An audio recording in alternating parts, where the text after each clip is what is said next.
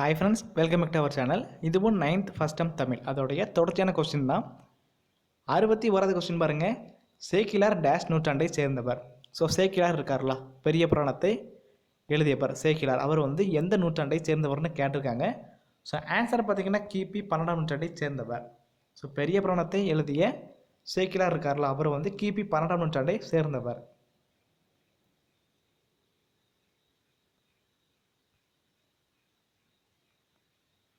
அப்புறம் 62வது கொஸ்டின், விரிமலர் இலக்கண குறிப்பு வந்து கேட்டிருக்காங்க.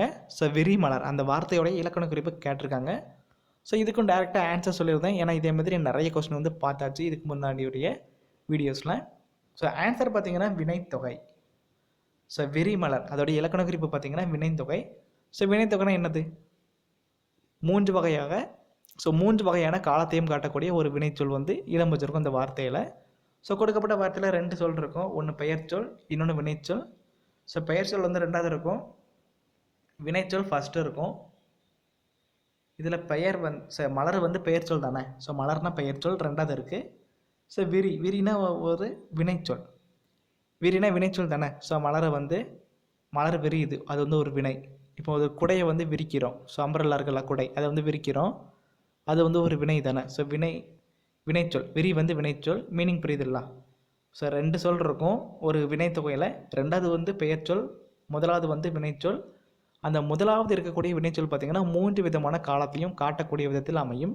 ஸோ விரிமலர் விரிந்த மலர் இறந்த காலமா, அப்புறம் விரிகின்ற மலர் நிகழ்காலமா, அதுக்கப்புறம் விரியும் மலர் எதிர்காலமா, இந்த மாதிரி 3 விதமான காலத்தையும் அமையக்கூடிய 3 விதமான காலத்தையும் காட்டக்கூடிய ஒரு வினைச்சொல் பார்த்திங்கன்னா வினைத்தொகை அப்படின்னு சொல்லுவாங்க.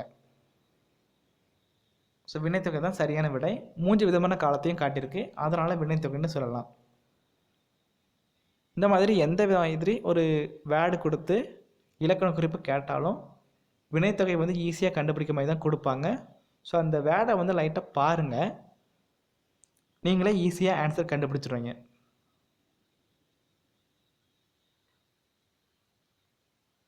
அப்புறம் 63வது கொஸ்டின், சேக்கிலார் யாரின் அவையில் முதலமைச்சராக இருந்தார்? ஸோ சேக்கிலார் இருக்கார்ல, பெரிய புராணத்தை இயற்றியவர். அந்த சேக்கிலார் யாரோடைய அவையில் முதலமைச்சராக இருந்திருக்காருன்னு கேட்டிருக்காங்க. ஸோ இவர் வந்து ஒரு சோழ அரசருடைய அவையில் தான் முதலமைச்சராக இருந்திருப்பார். அந்த சோழ அரசர் யாருன்னு பார்த்தீங்கன்னா, எல்லாமே இரண்டாம்னு இருக்கா, அப்போ கண்டிப்பாக 2ஆம் தான் வரும். ஸோ அந்த யார் அந்த அரசர்? ஆன்சர் பார்த்தீங்கன்னா 2ஆம் குலோத்துங்க சோழன். அப்போ சேக்கிலார் 2ஆம் குலோத்துங்க சோழன் அவருடைய அவையில் தான் முதலமைச்சராக இருந்திருப்பார். இந்த சேக்கிலார் தான் பெரிய புராணத்தை வந்து எழுதியிருப்பார்.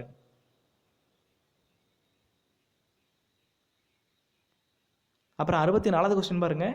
சேக்கிலாரை பக்தி சுவை நனி சொட்ட சொட்ட பாடிய கவி வளவை என்று பாராட்டியவர் யார்? ரொம்பவே முக்கியமான கொஸ்டின். சேக்கிலார் இருக்கார்ல, அவரை ஒருத்தர் பக்தி சுவை நனி சொட்ட சொட்ட பாடிய கவி வளவை அப்படின்னு புகழ்ந்து தள்ளியிருப்பார். யார் வந்து அப்படி சொல்லியிருப்பாருன்னு பார்த்தீங்கன்னா மகா வித்துவான் மீனாட்சி சுந்தரனார்.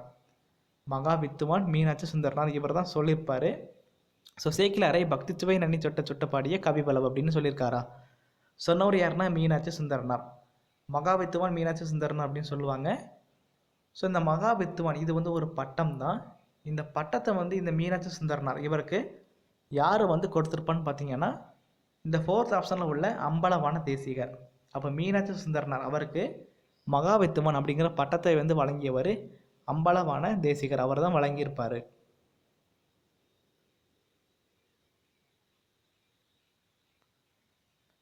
அப்புறம் 65வது கொஸ்டின், உண்டி கொடுத்தோர் உயிர் கொடுத்தோரே. ஸோ உண்டி கொடுத்தோர் உயிர் கொடுத்தோரே இந்த பாடல் வரிகள் இடம்பெற்றுள்ள நூல் வந்து கேட்டிருக்காங்க. ஸோ உண்டி கொடுத்தோர் உயிர் கொடுத்தோரே இந்த பாடல் வரியோட மீனிங் என்னது? உணவு கொடுத்தவர் வந்து உயிர் கொடுத்தவருக்கு சமம். ஒருத்தருக்கு வந்து உணவு கொடுத்தவர் வந்து அவருக்கு உயிரினை கொடுத்ததுக்கு வந்து சமமாக கருதப்படுகிறார். அதுதான் இந்த பாடல் வரியோடைய மீனிங். உண்டி கொடுத்தோர் உயிர் கொடுத்தவரை இந்த பாடல் வரிகள் இடம்பெற்றுள்ள நூல் பார்த்தீங்கன்னா புறநானூறு. ஸோ இந்த பாடல் வரிகள் இருக்குல்ல, இந்த பாட்டை படித்தவர் யாருன்னு பார்த்தீங்கன்னா குடபுலவியனார். ஸோ படித்தவர் குடபுலவியனார். இவர் வந்து பாண்டிய மன்னன் நெடுஞ்செழியன் அவரை பற்றி தான் இந்த பாட்டு வந்து படிச்சிருக்காரு. ஸோ இவர் வந்து புலவர் தான். இந்த குடபுலவியனார் இவர் வந்து புலவர் தான். ஸோ பொதுவாக புலவர் என்ன பண்ணுவாங்க, ஒரு அரசருடைய அவைக்கு போய் பாட்டு படித்து பரிசில் வந்து பெறுவாங்க. ஸோ அந்த விதத்தில் இந்த புலவர் இருக்கார்ல, குடபுலவியனார், இவரும் பாண்டியன் நெடுஞ்செழியன் அவருடைய அவைக்கு போய் பாட்டு படிச்சிருப்பார். பாட்டு படித்து பரிசு வந்து வாங்கியிருப்பார். அந்த பாட்டு தான் இந்த உண்டி கொடுத்தவரே உயிர் கொடுத்தவர், உண்டி கொடுத்தவரே உயிர் கொடுத்தவர் இருக்கலாம். அந்த பாடல் வரிகளும் இந்த பாண்டியன் நெடுஞ்செழியன் அவரை பற்றிய பாட்டு தான். படித்தவர் குடபுலவியனார்.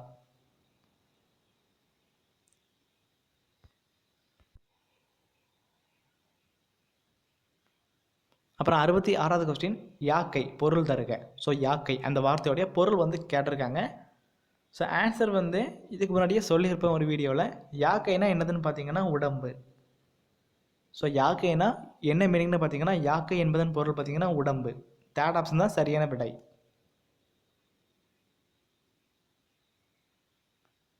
அப்புறம் 67வது கொஸ்டின், நீரும் நிலமும் இலக்கண குறிப்பு தருக. ஸோ இதே மாதிரி கொஸ்டின் ஏற்கனவே வீடியோலையும் பார்த்துருப்போம். ஸோ நீரும் நிலமும் இலக்கண குறிப்பு என்னவாக இருக்கும்? உண்மை தொகையா, எண்ணுமையா, முற்றுமையா? இந்த மூணில் என்னது? மூணில் ஏதாவது ஒன்று தான் கண்டிப்பாக இருக்கும். என்னதுன்னு பார்த்துக்கோங்க. ஸோ நீரும் நிலமும் இலக்கண குறிப்பு தருக. ஆன்சர் பார்த்தீங்கன்னா எண்ணுமை. ஸோ இதுக்கு ஷார்ட்கட் என்ன சொல்லியிருப்பேன், நீரும் நிலமும் இலக்கண குறிப்பு கேட்டிருக்காங்களாம். ஸோ இதில் வந்து வந்துட்டா வெளிப்படையாக வந்துட்டு. ஸோ வெளிப்படையாக வந்ததுனால நம்ம வந்து ஈஸியாக எண்ணிடலாம். இங்கே ஒரு இருக்குது, இங்கே ஒரு இருக்குது. ஸோ 2 எண்ணா இருக்குது அப்படின்னு நம்ம வந்து ஈஸியாக எண்ணிடலாம், ஏன்னா வெளிப்படையாக வந்துருக்கு. ஸோ ஈஸியாக எண்ண முடியுது, அப்போ எண்ணுமை. தேர்ட் ஆப்ஷன் தான் சரியான விடை. ஸோ இந்த ஷார்ட்கட் ஏற்கனவே சொல்லியிருப்பேன், பார்க்கலனாலும் இப்போ பார்த்துக்கோங்க.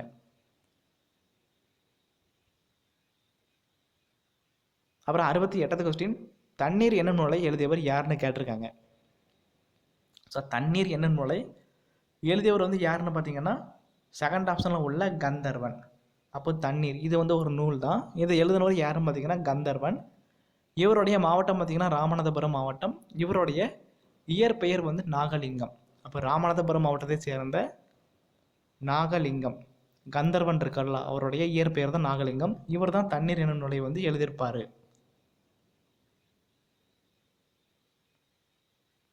அப்புறம் 69வது கொஸ்டின், மாறுபட்ட ஒன்றை கண்டறிக. ஸோ 69வது கொஸ்டின் கொடுத்துருக்காங்க, மாறுபட்ட ஒன்றை கண்டறிக கொடுத்துருக்காங்க. ஸோ 4 ஆப்ஷனில் ஏதோ ஒன்று வந்து தப்பாக இருக்குது. தப்பாக இருக்கிறதோட அர்த்தம் பார்த்தீங்கன்னா, இந்த 4 ஆப்ஷனில் ஏதோ 3 வந்து ஒரே மாதிரி இருக்கும், ஆனால் 1 மட்டும் அந்த 3 கூட எந்தவித சம்மந்தமும் இல்லாமல் தனியாக இருக்கும். ஸோ மாறுபட்ட ஒன்றுனா மீனிங் பார்த்துக்கோங்க. 4 ஆப்ஷனில் 3 வந்து ஒரே குரூப்பாக இருக்கும், 1 மட்டும் அந்த குரூப்பில் வந்து இல்லாத ஒரு விஷயமா இருக்கும். ஸோ ஆன்சர் சொல்லியிருந்தேன், 4th ஆப்ஷனில் உள்ள புலரி இதுதான் மாறுபட்ட ஒன்று இந்த 4ல். அப்படி என்ன விதத்தில் மாறுபட்டிருக்குன்னு பார்த்தீங்கன்னா, இந்த கண்மாய், ஊருணி, கூவல் இந்த 3ம் நீர்நிலைகள். கண்மாய், ஊருணி, கூவல் இந்த 3ம் பார்த்தீங்கன்னா நீர்நிலைகள். ஆனால் அந்த புலரி பார்த்தீங்கன்னா நீர்நிலை கிடையாது, இது வந்து மாறுபட்டு இருக்குது.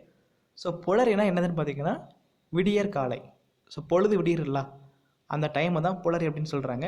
ஸோ புலரினா வேறு ஒன்றும் கிடையாது, விடியற் காலை பொழுது. ஸோ பொழுது விடியக்கூடிய அந்த டைம் தான் புலரி. ஸோ புலரினா விடியற் காலை பொழுது. மற்ற 3 வந்து நீர்நிலைகள். அப்படி தான் மாறுபட்டு இருக்குது. ஸோ 4th ஆப்ஷன் தான் சரியான விடை. அப்புறம் கடைசி கொஸ்டின், சுரிவலை பொருள் வந்து தருகன்னு கேட்டிருக்காங்க. ஸோ சுரிவலைனா என்னதுன்னு பார்த்தீங்கன்னா சங்கு. ஸோ சுரிவலைனா வேற ஒன்றும் கிடையாது, சுரிவலையோடைய மீனிங் பார்த்தீங்கன்னா சங்கு. அப்போ சுரிவலைனா சங்கு. செகண்ட் ஆப்ஷன் தான் சரியான விடை. ஓகே ஃப்ரெண்ட்ஸ், இந்த வீடியோ பிடிச்சிருந்தா லைக் பண்ணுங்கள், ஷேர் பண்ணுங்கள். Bye friends, thank you.